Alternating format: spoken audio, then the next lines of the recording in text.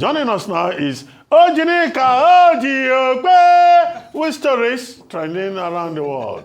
Hello, Jinx. I thought the Monday introduction was more special. What happened to you today? I know why. It's International Men's Day. Happy International Men's Day. See, we're even wearing blue because blue, yes, you know. Yes, I mean. It's a dark blue. Relax, Rufai. She said blue, so that's what she means. Well, happy International Men's Day.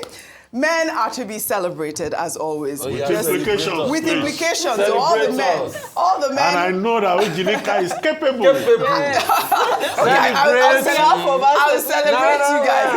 Yesterday, I mean, this morning you were telling me that I was not celebrating my dear family friend, Luka Olandi, who is manager for Ugochukwu Olandi, that's his name. A lot of people were asking, but that's his stage name. His name is Ugochukwu. But obviously, he is phenomenal.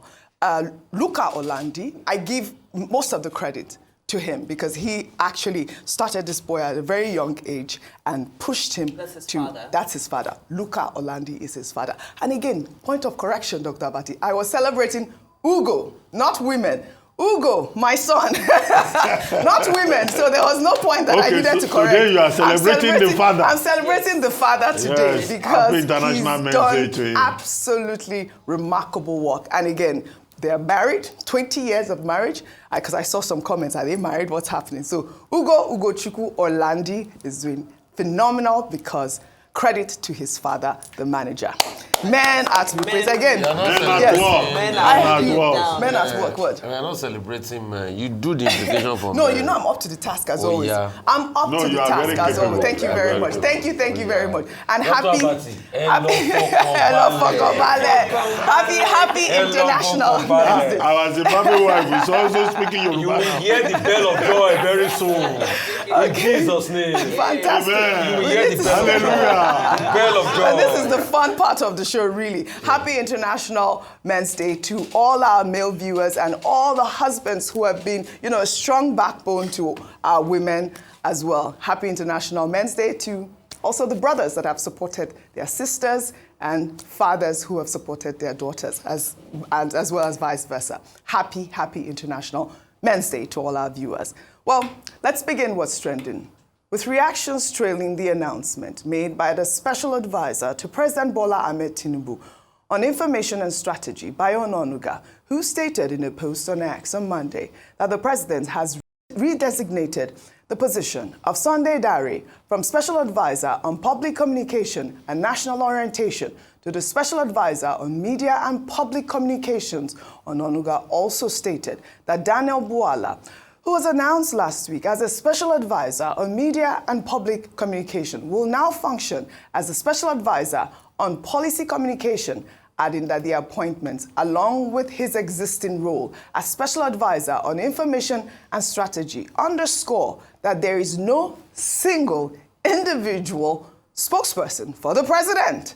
Well, all right. But however, Daniel Bwala announced himself as presidential spokesman in a tweet on Monday. And I'll read the tweet he wrote on X. I resumed officially as a Special Advisor, Media and Public Communications spokesperson, State House. I am happy to have joined a meeting of the robust and fantastic communication team of Mr. President. I love the existing unity among the team and hope we can leverage on that even for more synergy.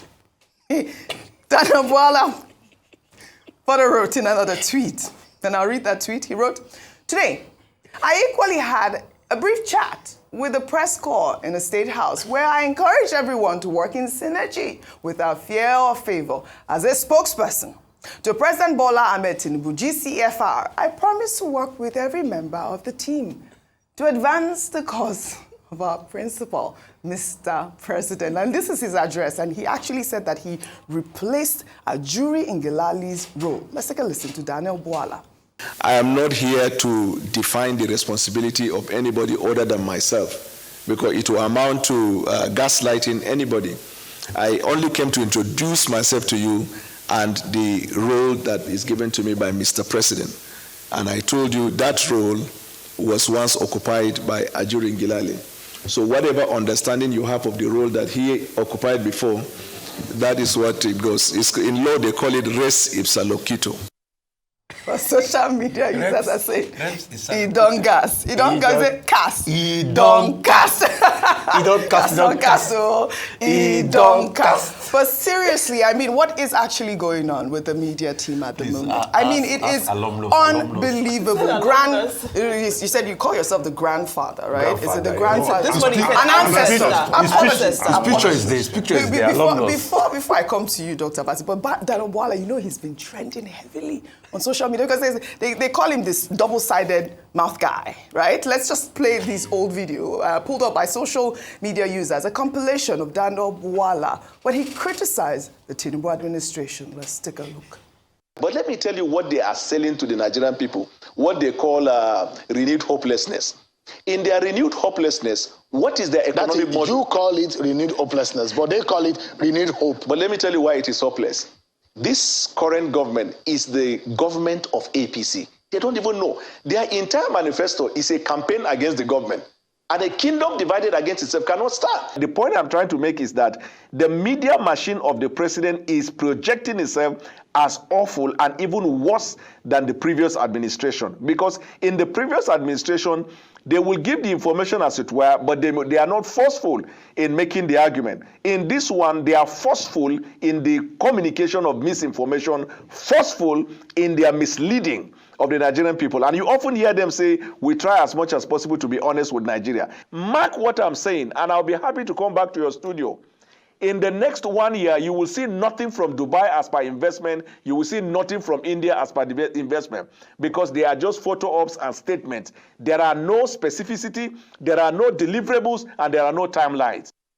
Well, all right, Daniel Bwala, I believe we're inviting you. I hope you'll be here tomorrow to answer some questions. But, also another video that was trending where he, made a U-turn to say that he has never had any qualms with the APC government. Let's take a look at that video. I have never been ashamed of APC. I've never had a problem with APC. I've never had a problem even with the president in the first place. You see, it was so fast the time I left APC and I went to PDP. It was so fast that there was no time for me to tender my resignation in APC. Yeah. And when I went into PDP, we really went into campaign. And there was no time for me to register as a member of PDP. So technically, I've never left APC. Dr. Bati, please help us unpack this violence. Well, first, from the point of view of strategy, let's talk about strategy first. Again, President Bola Tinubu has shown himself to be master of the game. All the people who were calling him a drug dealer, who were saying that, the Americans were looking for him, who were saying that he didn't have this qualification or not, they have all found their way back to the same President Tinubu to bootleg and to play transactional politics in exchange for something. Daniel Bwala is the one that we have seen today. There are other critics of President Bola Ahmed Tinubu who would at some point or the other also get into the fold. So that's the nature of transactional politics. At this moment, President Bola Ahmed Tinubu is the owner of the game with all these people going to bootleg. You don't remember Bwala with the Kokorotinjefo? We highlighted that now, yesterday. this Kokorotinjefo is now eating the vegetable, but he has to be careful. One, what President Tinubu has done is to create a multi-spokesperson strategy, an iron dome kind of machinery for public communication. Well, how too many cooks will not spoil the broth. Because you have too many people who will be talking from this angle, talking from that angle, they could spoil the broth. If specific leadership is not properly defined, you can't have 3 persons speaking for the presidency.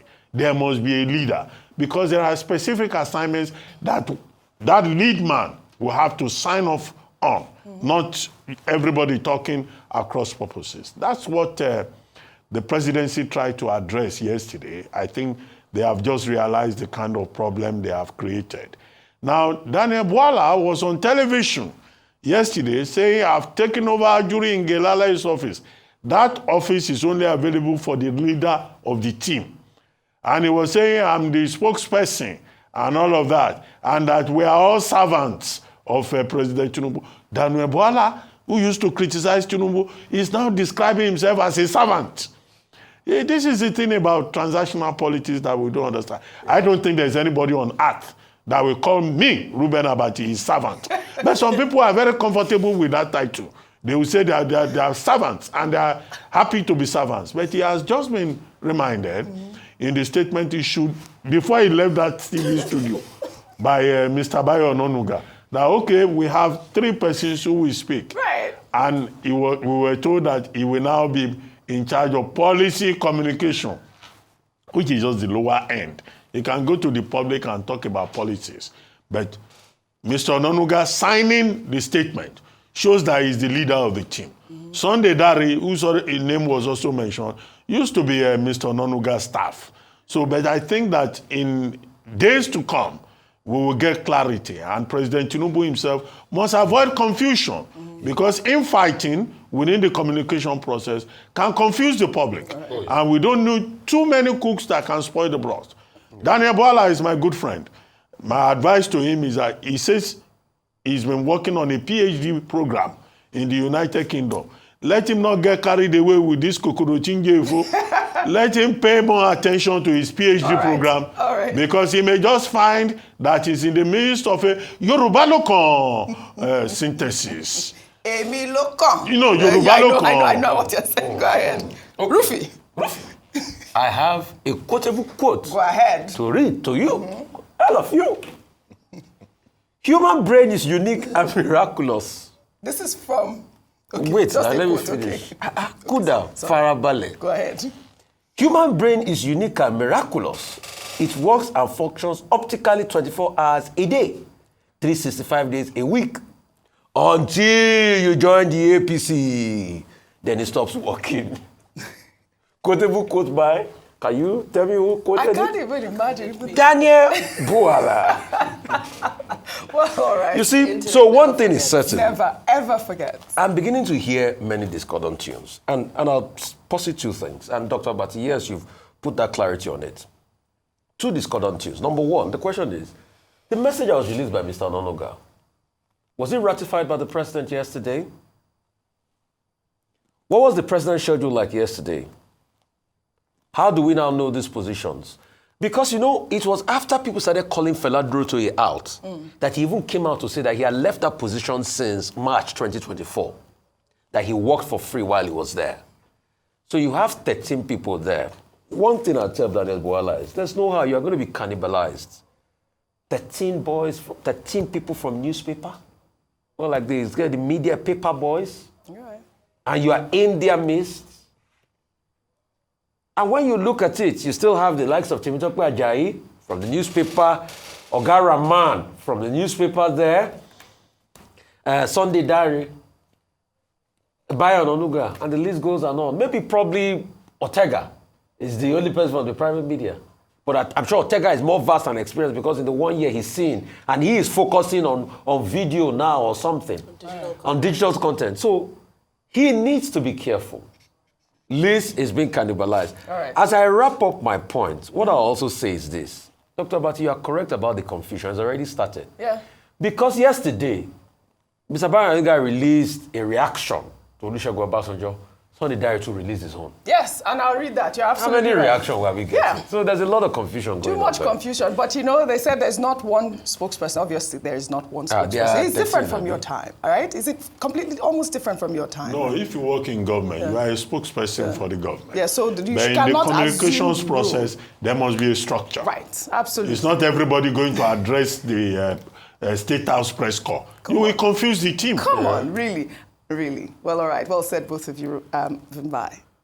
Stories for you. In another development, the presidency has taken a swipe at former President Olusegun Obasanjo after he described the 2023 general election as a travesty.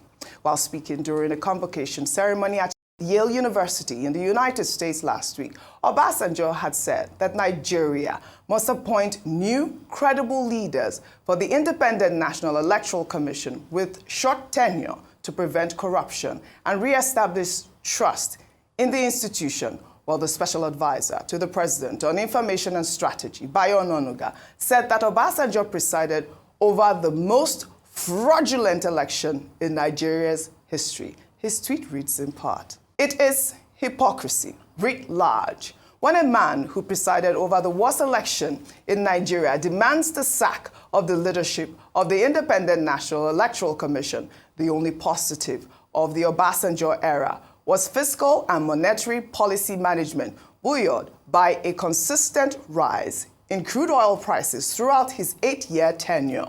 The current economic crisis the All Progressives Congress administrations have been battling since 2015 is the product of the poor choices in economic management made by Obasanjo and the two successors from his party." Well, Sunday Dare, the special advisor on public communication and orientation to President Bola Ahmed Tinubu, also criticized Obasanjo, saying that Obasanjo does not have the moral right to censure Tinubu's government and that democracy suffered mortal wounds under his watch. His tweet reads in part, "It is actually laughable that Obasanjo's pretentiousness about fighting corruption is not cutting any ice in the eyes of the general public. We all know what happened under his watch and how up till the present moment there has been no explanation as to how he wasted a whopping $16 billion in generating megawatts of darkness across the nation. But that is not even the issue. Democracy suffered mortal wounds under his watch, only capped by his murderous rage for an ill-fated third term. Successive administrations struggled to clean up the mess Obasanjo left behind, which President Tinubu is now making progress with. Obasanjo has lost any moral right to condemn any government. He should apologize to Nigerians for not laying the foundational infrastructure Nigeria needed to advance." Vimbai, earlier I watched you today and I really loved your balanced reportage where you talked about Obasanjo and his wins in the economy. I know that you have interviewed him as well. Well done with a beautiful documentary. I hope we get to play that one day on Arise News. But I mean, some of the comments that have been made here have been adopted by a lot of Nigerians. When you speak to Nigerians, they echo the same rhetoric, the same sentiment. But I do have a graphic of performance of Nigerian presidents from 1999 to 2021 and Nigeria's annual GDP growth rate by these different presidents. And Obasanjo's growth rate was actually quite commendable. 1999, 0.58%, all the way down to, if we can go all the way down to, I believe, 2006, where he goes at 6.6%. Over to you, Vimbai. You know, Oji, this is such a complex issue because I think there's so many sides to it, right? So I'll try to unpack it bit by bit. But I think in the morning we were all in agreement with regards to former President Obasanjo, is that I think his legacy is extremely divisive in that there were several wins, but then there were also several areas that were lacking. Yes. Now, in the instance of just writing him off and saying he doesn't have the moral right and this and so forth. My personal take was that I felt it was a bit of a broad wand because not everything he has done in his career has been bad. Just the same way, there's nobody who is some people are all bad, but there's nobody who is entirely bad. Some people do have a bit of good. And concerning former President Obasanjo, I just highlighted what he has done for the rest of Africa with regards to ensuring that he stood by African countries when they were fighting off colonizers to make sure that Southern Africa, Mozambique, Angola, Zimbabwe, even South Africa during apartheid were able to gain liberation. And that support also came with financial implications as well. However, having said that, here at home, he has a complicated legacy. Now, I'm glad you brought up the economics behind the legacy, which, numbers don't lie. Numbers don't lie. 15.3%. And that was from the World Bank, yeah. That was from the World Bank. And the 15.3% GDP, when he achieved that, it was the fastest growth rate in the world in the year that he did that. He did a fantastic job with regards to the economy. So I think the question we should ask ourselves really is, how did Nigerians feel about the economy then, and how do they feel about it now? It's a very telling story. So if, somebody who was able to preside over something of that nature, even with his own misgivings, that means there's something positive to take away from his message, not entirely, abusing him as a person. Now, very lastly as well, with regards to the communication happening, the communications team, multi-pronged, strategy with regards to communication from the presidency. I noticed something when the Prime Minister of India was in town, Narendra Modi. The communication around his visit, he was here for about 48 hours, less than 48 hours. It was seamless. We knew where he was at any given moment. There were pictures, there were edited videos, and then guess what? At some point, Sunday Dare had to go to the Indian government social media to download their content to post. Some serious gospels. All I'm saying is that I worry about. But all I'm saying is that with this very robust team and multifaceted pronged approach we're taking, let's just make sure, we're not dropping the ball with the little things. I love that.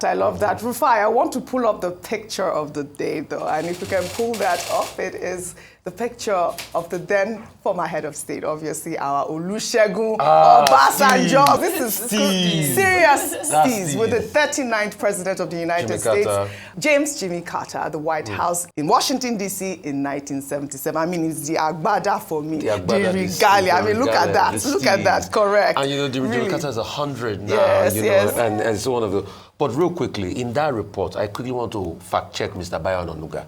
He said the reason Nigeria was growing economically under Obasanjo was because of the high crude oil prices. Mr. Bayo Onanuga, with due respect, I fact check you. No, it's not true.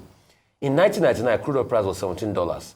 2000, $28. 2001, $24. 2002, $25. 2003, $28. 2004, $38. 2005, $54. 2006, $65. Where's the high crude oil price? People like Buhari got, it was after Obasanjo left, you started having like close to $100 per barrel. I mean, and when the Ukrainian war started, you have people like Buhari getting high numbers every instance, all of the information that is put out there by the spokespersons need to be accurate as well as... The lessons of the assignment is as follows. For people who have been engaged as spokespersons to also realize that former heads of state and presidents, they are members of the Council of State. Absolutely. They are also involved in the governance process. Now, you may say the Council of State is in an advisory capacity, but the Constitution is very clear about certain things on which they are invited, by the president to advise them. So when you abuse a former head of state, it's a double-edged sword. Because the same man will come for Council of State meeting, and then the president will have to receive them and be nice to them. And I keep making the point that, yes, the principal may ask you, go and abuse him. Who does he think he's talking to? But you must avoid the risk of isolating the sitting president. Because at the end of the day, these former presidents, they are still part of the governance process. Absolutely. The details, I will hold to myself. Absolutely. But it's not as if they are just some imbeciles commenting. But that you can just abuse anyhow. Dr. Bati, he was conspicuously absent in the last Council of State meeting. Obasanjo wasn't there. Well, that may be due to a lot of reasons. It may be, but it's just to be careful and to avoid unnecessary volubility. It's not every comment you respond to. It may be a large team, and then you are doing like an iron dome, carrying every dome. But you didn't say anything about the picture of the day. That for me was the steez. No. President Obasanjo, that regalia, I was a man of steez, very elegant. Oh, come on. And was admired by all the... But Dr. Abati, you're not giving advice as answer. In your time, you were brutal. Maybe you were the one that copied the children of damnation. No, but I chose my targets selectively. But you target where? But people can criticize me also. But I just... I made the point about lesson. That's it. One of the lessons of the assignment. Well said, just you guys. Choose your targets carefully. Well said, you guys. Well said. We'll head over to Anambra State now. They will start responding to housewives. Well, all right. We'll head over to Anambra State now, where gunmen enforcing the sit-at-home directive issued by Biafra agitators killed at least 4 people and burnt down vehicles in Dunukofia local government area of the state. Non-government, man, attack now. Non-government. Live in Ubo. Live in Ubo. Ubo roundabout. Ubo roundabout. No non-government. I say no Biafra, no freedom. Oh, yeah, sit at home. Sit at home. Sit at home.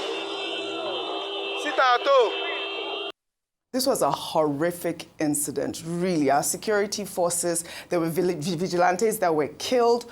Unacceptable, really. And we call on the state governor as well. He's supposed to be the chief security officer of the state. I mean, this sit-at-home menace in Anambra State needs to be handled with care, really. May their souls rest in perfect peace. I thought it was important to highlight that story. Well, in another development, Nigerian comedian who goes by the stage name MC Oz has taken to social media to express frustration over the escalating cost of cooking gas in the country. Let's take a look. Every day in this country they add, say now 12 kg of gas, so 18,000. I don't know, say MC Oz to the shots. Also, the gas now don't dare pass food when they cook. Food go hard person to buy it, or person go still suffer. Buy the food to cook and a problem. What it concern gas with subsidy, what they will green for fuel subsidy. Gas normally a waste product from flaring. Gas now 18,000. How much the minimum wage? The gas they reach 1 month. All of them when they use this country, they play kalo. Now go there, they don't die from on top to blast all of them. Because it's suffer too much on this country. When good Lord get power, how much the gas? It reaches 1,000 when good Lord get power. They suffer too much for this country. Una want kill us. Una want kill us. Una want kill us. Una want kill us. He's speaking for every Nigerian going through exactly what he's talking about now, the high cost of gas. He was waiting concern cooking gas with subsidy. Una want kill us. Bimbai. You know, earlier, Dr. Abati was saying, soon they'll be responding to housewives. Soon they will be responding to housewives, because if the price of cooking gas keeps going like this, housewives are going to start writing think pieces as well about the state of the economy. Because the honest truth is, even I get irritable when I get that phone call that cooking gas has finished. I get extremely irritable. But let's look at the statistics. Nigeria has the highest gas reserves in Africa. 10th highest gas reserves in the world, yet we're importing gas. So I know a month ago, the minister responsible banned the export of gas in a hope to try and manage the price, because the price is now at about 1,500 per kilogram.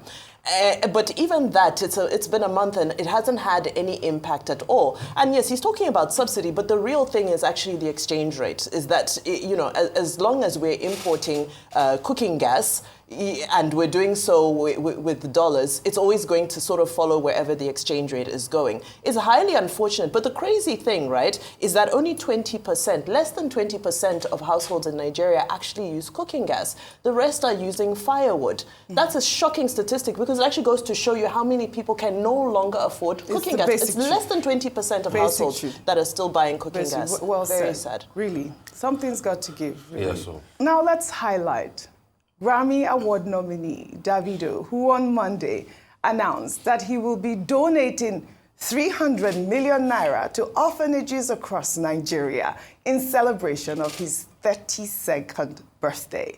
Davido made the announcement in a post on X, saying that the money will benefit several orphanages and charities focused on preventing drug abuse and addiction among young people. The initiative marks Davido's continued commitment to giving back to society. In 2021, the singer raised 250 million naira after launching a Twitter fundraiser and donated all the funds to orphanages across the country. In July 2023, Davido also donated the sum of 237 million naira to various orphanages. And in February this year, Davido donated 300 million naira to orphanages in a bid to cushion the effects of the economic hardship. The Afrobeat star has been hailed for his philanthropic efforts by the coalition of orphanages and children's homes in Nigeria.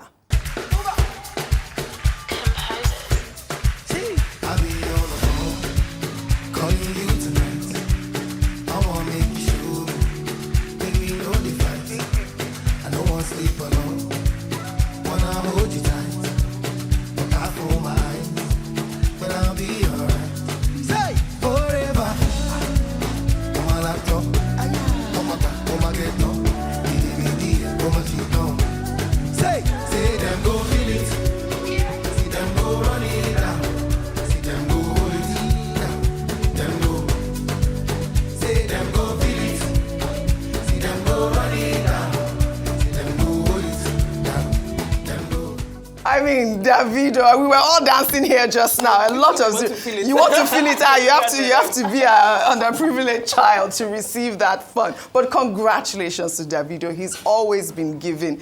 His motto is, "We rise by lifting others." And I feel like Nigerians with money should continue to emulate such acts. Congratulations, Davido. Congrats. Dr. Vati, I want to take this story in Russia. Can you help us dissect this story in Russia? I wanted to take this last week, but let's take this final story in Russia. The founder of Telegram, Pavel Durov, has offered to cover the cost of in vitro fertilization treatment for healthy women under the age of 38 who are willing to have a baby using his sperm.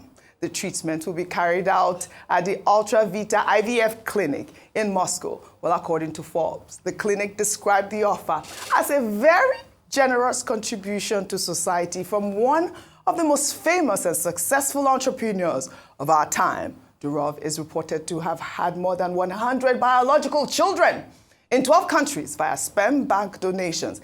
His estimated net worth is $15.5 billion.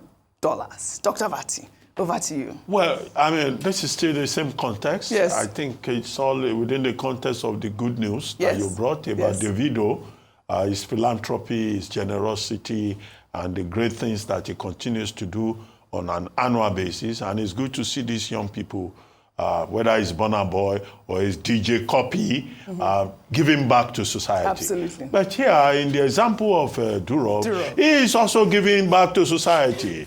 Benevolence from the waist down, you know, philanthropy of the lower part of the male Homo sapien anatomy. So in this case, he's donating spermatozoa to... No, it's a serious subject. Why are you laughing?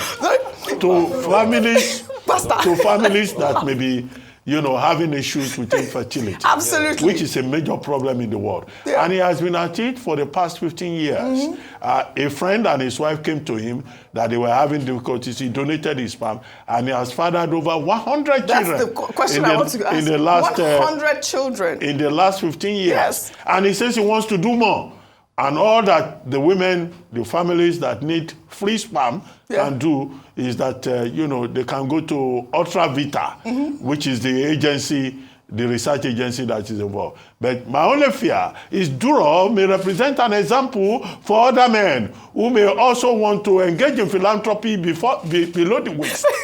So, philanthropy below the waist is also good philanthropy. But it will raise questions about paternity, that is it. about identity, That is it. about DNA, Absolutely. and all of that. And hopefully there will be no complications. All right. Well, in celebration of International Men's Day, Durov is now the father of the world. Basically, he's calling everybody 100 children and counting. Happy International... Durov father donatus. Yes. Well, happy International Men's Day. I can see your face. Yeah. Rufai. Well, all right. I'd like to thank you all for your great analysis, as always, on What's Trending. Well, that's all I have for you guys on What's Trending today. I'll see you all tomorrow.